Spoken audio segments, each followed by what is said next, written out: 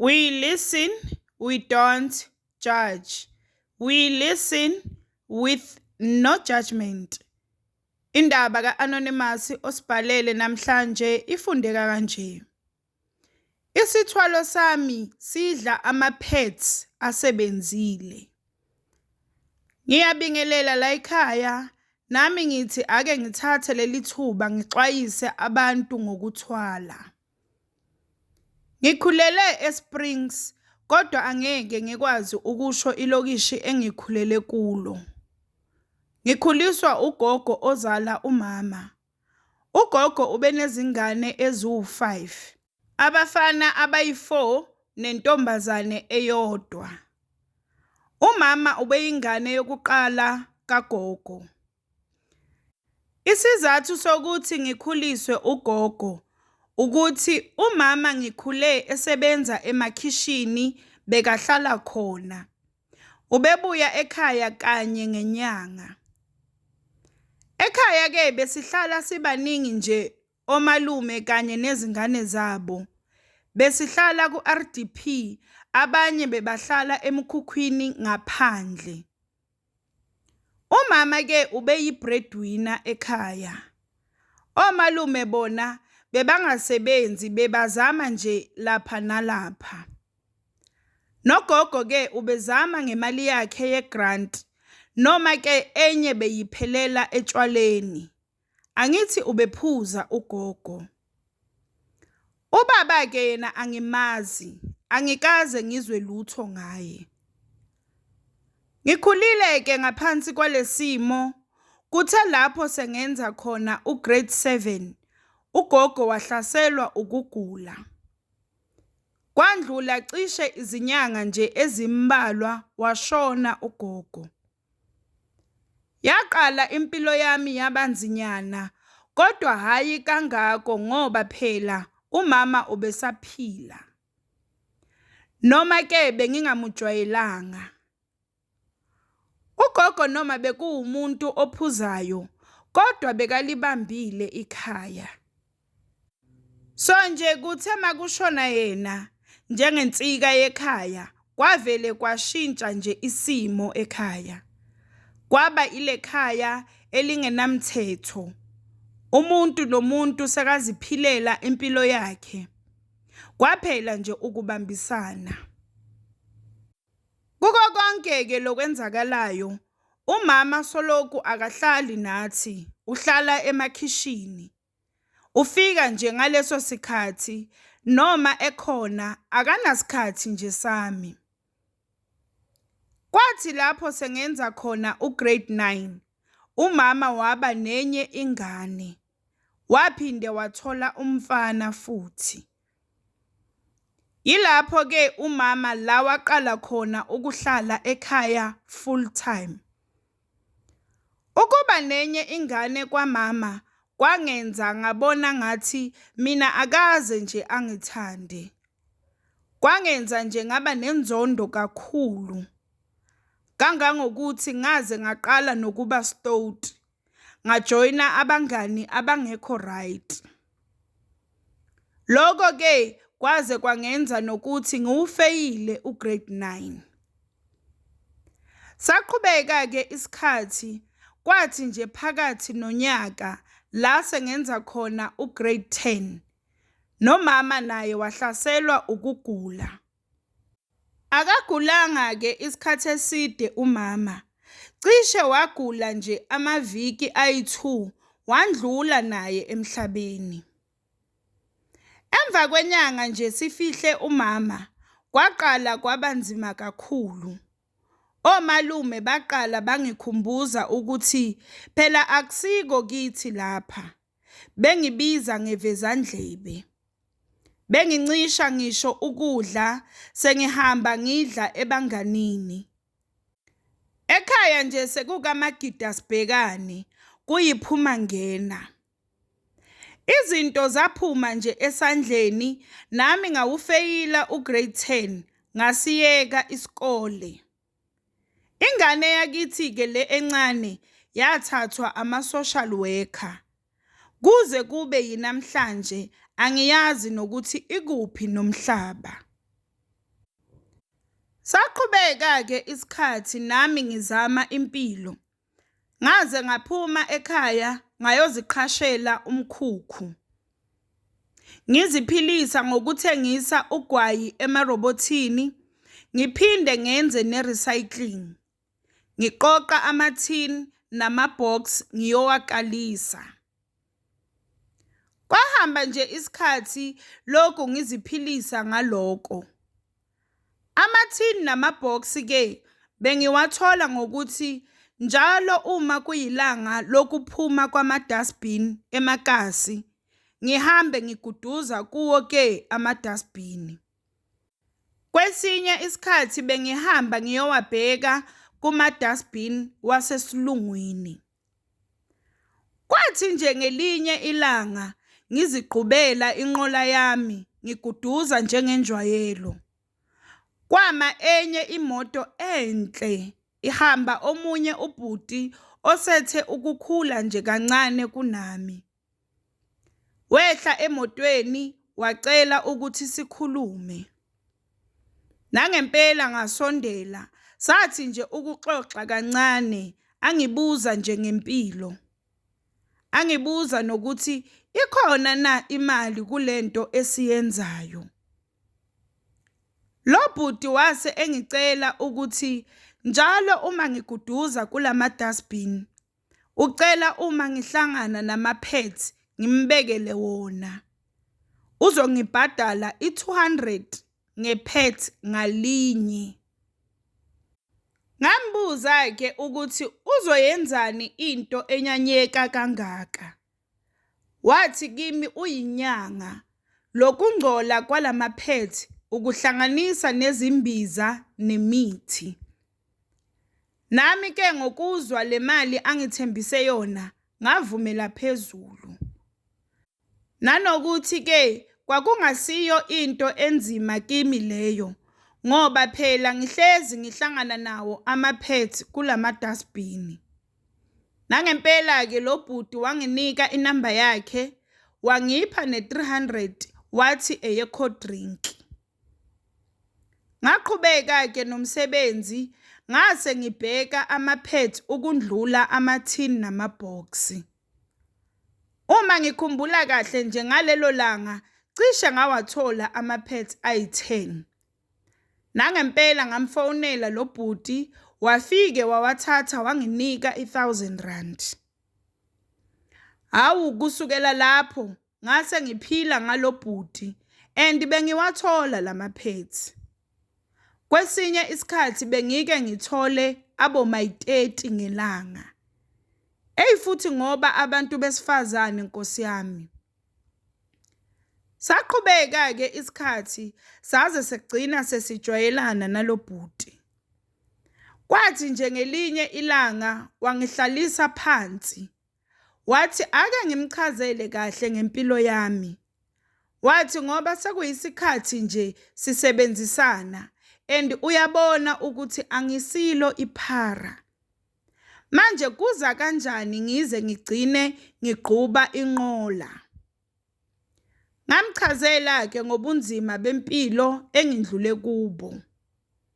Wakhombisa ukuzwelana nami. Wabese engibuza-ke ukuthi ngizimisele kangakanani ukushintsha impilo yami. Ngathi nje ngingenza nanoma yini ukuze ngiphile impilo engcono. Washo-ke naye ukuthi ubonile ukuthi ngiyindoda enesibindi. Uma ngikwazi ukwenza lo msebenzi ngisoba ngingabhemi izidakamizwa. Wathi phela yena ujwayele ukusebenzisana namaphara. Wabese engitshela-ke ukuthi yena uthwele. Lama-pets ebengilokhu ngimnika wona afunwa yilento yakhe athwele ngayo. Ngathuka-ke ngoba bengingayilindelanga lento angitshela yona. Wabona-ke ukuthi ngiyathuka. Wathi angingathuki. Uma ngingavumi angeke angenze lutho. Sizoqhubeka nje sisebenzisane ngale ndlela besisebenzisana ngayo. Kodwa wathi ucela ukungixoxela naye ngendlela akhule ngayo. Yazi baqinisile mabethi uma ungezwa izinkinga zabanye abantu ungabona ukuthi zingcono ezakho. Wakhula kanzima lo bhuti. Ngacela-ke ukuthi akake angiphe isikhathi ngithi ukuyicabangisisa le ndaba. Kodwa wathi ngingathathi-ke isikhathi eside ngoba kumele abuyele lapha maduzane nje.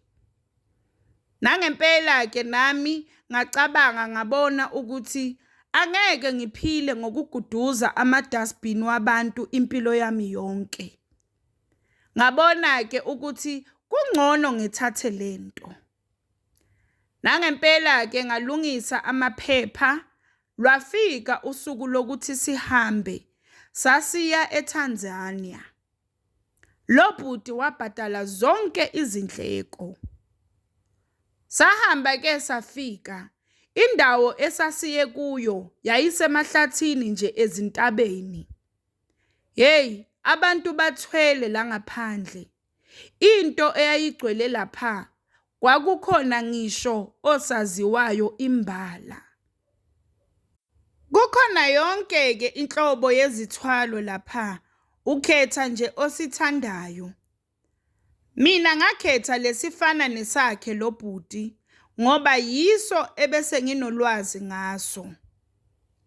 Nangempela-ke bangenzisa-ke izinto zakhona, kwathi ngosuku lwesi-3 sahamba sayothenga ama-pads. Kwakudingeka ama-pads awu-12. Sabuya nawo-ke lawo ma-pads, bangigcaba umzimba wonke, basula igazi lami ngawo lama-pads. Baqede bathatha imbuzi emnyama, bathi angiyikhulumise ngiyitshele yonke into engifuna ingenzele yona. Nangempela ngakwenza-ke lokho. Baqede bathi angiyibulale. Bathatha igazi layo, bafaka lama-pads kulo, bahlanganisa nemithi nje eminingi. Sahlala lapha cishe iviki lonke. Ngatshelwa-ke ukuthi uma ngifika endlini ngithenge i-trunk. Njalo ngenyanga ngifake i-pad eli-1 kulawa awu-12 engibuye nawo le. And then bese ngifaka ama-pads asebenzile ayi-3 every day. Ngingalenzi iphutha. Yingakho-ke labantu bahambe bafuna ama-pads ema-dustbin. Into-ke edla lama-pads yile mbuzi emnyama ekwahlanganiswa igazi lami nelalo. Lama-pads-ke engibuye nawo le ngoba ayi-12. Lokho kusho ukuthi njalo ngonyaka kumele ngibuyele le ngiyovuselela. Konke sekuhamba kahle-ke empilweni yami. Imali akusasiyo inkinga. Senginomuzi, nezimoto namabhizinisi. Umndeni wami-ke angikhoni ukuwusiza ngoba le mali akumele ngiyiphe abantu bomndeni. Kanti futhi-ke noma ngabe bekungasiwo umgomo wesithwalo, bengingeke ngibanike. Bangihlukumeza kakhulu laba bantu. Nami-ke senginabafana bami abangisaplaya ngama-pads. Nansi-ke into engingatshelwanga yona. Kwathi nje emva kwe-6 months ngithathile lesithwalo, ngathi ngizibuyela endlini ngiyochecka phela kule gumbi la kuhlala khona lezinto zami, ngiyofaka ama-pads lawa ayi-3 njengenjwayelo. Ngathola le mbuzi engayibulala le igcwele indlu. Bengingatshelwanga mina ukuthi le mbuzi sengizophila nayo endlini.